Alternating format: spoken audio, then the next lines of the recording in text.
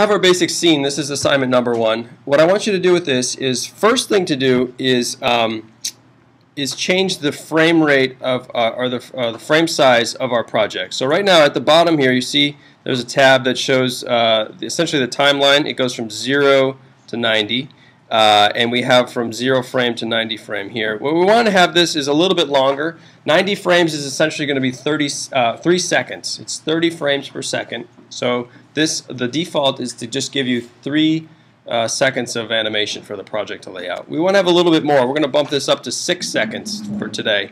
And so just change this number to 180. So if you type that in, hit return, notice what happens to the slider bar. It sort of it shrinks down a bit. If you take this and extend it out, then it will show you all 180 frames within your scene. If you want to zoom in on a certain number of frames, you can just simply click this and drag it down so you can get a wider range of view, closer, sort of zooming in and out of the timeline essentially. Okay?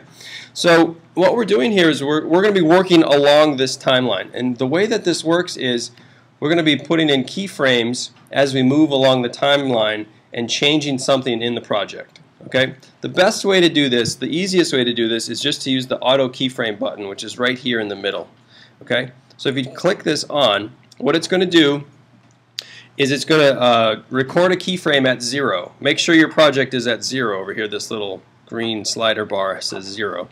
And what it's going to do is it's going to record a keyframe which records the size, the position, and the rotation of your object in the scene. So it's giving you that sort of point to start with. The next thing to do is I'm just actually going to move this a little bit. So wherever you orient this, if you change things around and you remain on 0, it's going to recalculate that and record that again. I'm just going to move this over here. The next thing we want to do is just simply click ahead on the timeline. So let's just move from 0 to, let's say, I don't know, 60. Okay? Nothing really happens on the timeline quite yet until you do something else to your object. So if we do that, if we click forward on the timeline first, and then do something to your object or your scene, like move this thing forward. Once you do that and stop, now we see that there's a little keyframe, this little blue square right below 0, and another keyframe at 60. Okay, those are a record of the position of that object in space. Okay.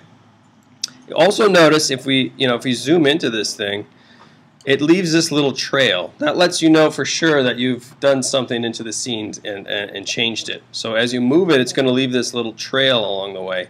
All these little dots are all the frames in between 0 and 60. Okay? And if we just click back in the timeline now, if you just simply click this arrow back, we zoom out and hit play, it's going to run along that line, right? It's going to show you that movement. Now it's going to stop because we didn't do anything past 60 seconds or 60 frames, so it's just going to continue to loop around again. Okay. So as you move forward, if I was to move forward again to, let's say, 120 frames, and then I don't know, move this in this direction. Okay. Auto keyframe is still on, and you notice that it's given me a different path from one point to the next, sort of moving along that timeline. Okay.